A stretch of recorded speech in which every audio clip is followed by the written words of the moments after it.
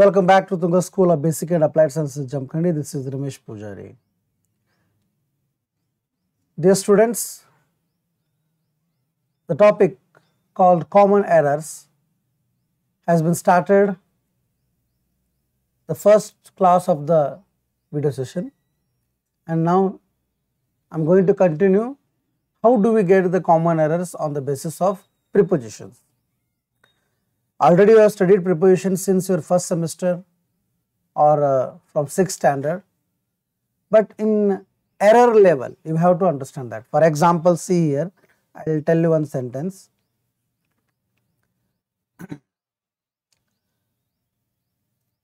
I have been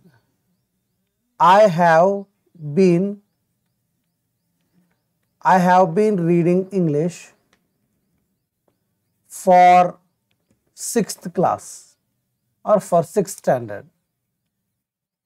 Is it right? Or we can write from 6th standard. Is it right? No, my dear friends. Here should not come from. Here it comes since. I don't understand. So like this type of error will be there in your examination.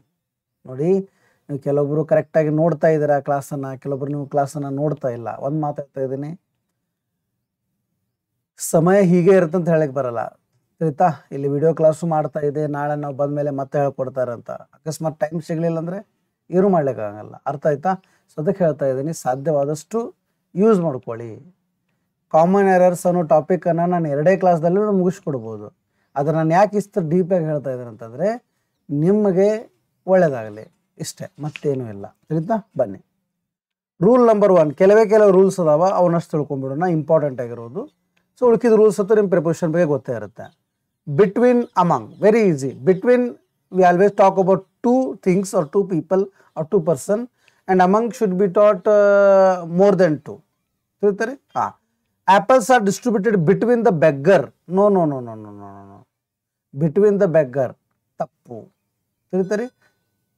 ಇಲ್ಲಿ ಬರಲ್ಲ. ಇಲ್ಲಿ ಏನಾಗುತ್ತಾ, apples are distributed among the beggar ಆಗುತ್ತೆ. Among the beggar means the group of beggar. I don't understand me. So like that, more than 2 idare antandre among barabeku. ತಿಳಿತಾ? Next ವಿದ್ಯಾರ್ಥಿಗಳೇ, the match will be played among India and Pakistan. No. Here between 2, then it should be between, not among.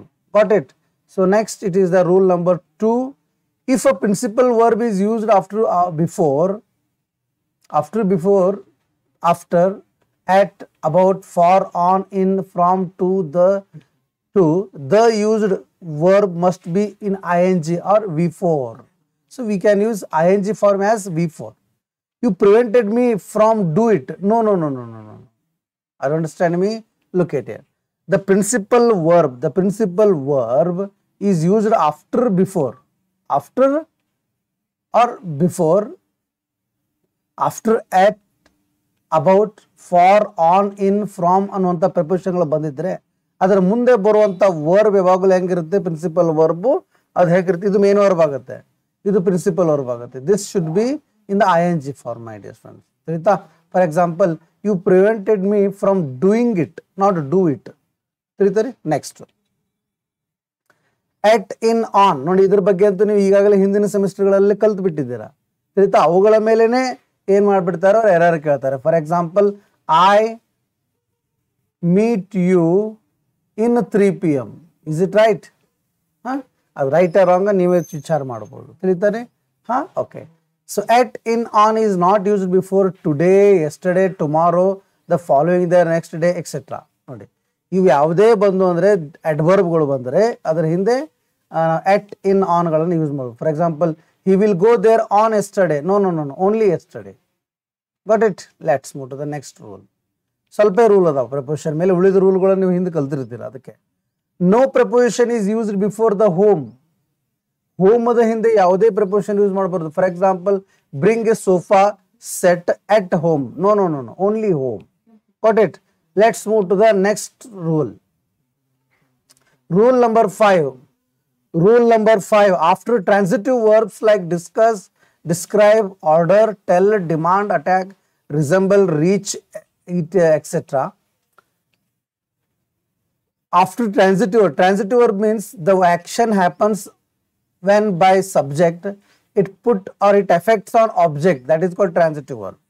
ಒಂದು ಕೆಲಸ ಮಾಡಿದ ಮೇಲೆ ಆ ಕೆಲಸದ ಪ್ರಭಾವ object ಮೇಲೆ ಬಂದ್ರೆ ಅದಕ್ಕೆ ಟ್ರಾನ್ಸಿಟಿವ್ ವರ್ಬ್ ಅಂತ ಕರೀತಾರೆ ರೀ. ಅರ್ಥ ಆಯ್ತಾ? ಅಂತ ವರ್ಬ್ಗಳು ಯಾವ್ಯಾವ? For example like discuss, describe, order, tell, demand, attack, resemble, reach. We directly use the object case and no preposition is used after the verb. Verb ಆದ್ಮೇಲೆ ಯಾವುದೇ ಪ್ರಪೋಸಿಷನ್ ಯೂಸ್ ಮಾಡಬಾರ್ದು. For example, the writer describes about the beauty of nature. No no no, the writer describes the beauty of nature ಅಂತ directly ಬರೀರಿ, ಮಧ್ಯದಲ್ಲಿ ಯಾವುದೇ preposition ಬರೀಬಾರ್ದು. ಅರ್ಥ ಆಯ್ತಾ? ಯಾವ್ಯಾವುದು?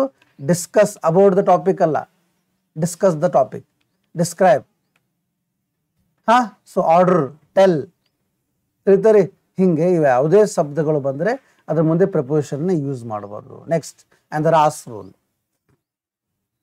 Words like write, propose, say, talk, reply, explain, speak, listen is followed by to preposition. ಇವು ಯಾವುದೇ ಬಂದರೂ ಟು ಬರಬೇಕಲ್ಲಿ ಅಂತ ಹೇಳ್ತಾರೆ ಅವರು. ತಿಳಿತಾ? He did not answer me, wrong. He did not answer to me. She did not write to a letter. She did not right a letter. Are understand me? ಹಾ, ಸರಿ. ಈ ಥರ ಅಂದರೆ ಕೆಲವೊಂದು ಕಡೆ ಬರಬೇಕು, ಕೆಲವೊಂದು ಕಡೆ ಬರಬಾರ್ದು. ಅರ್ಥ ಆಯ್ತಾ ನಾನು ಹೇಳ್ತಾ? So like this my dear students, we have studied rules of prepositions in detail. So in your examination you are definitely going to get on the basis of preposition also one error. Thank you very much my dear students. Bye bye.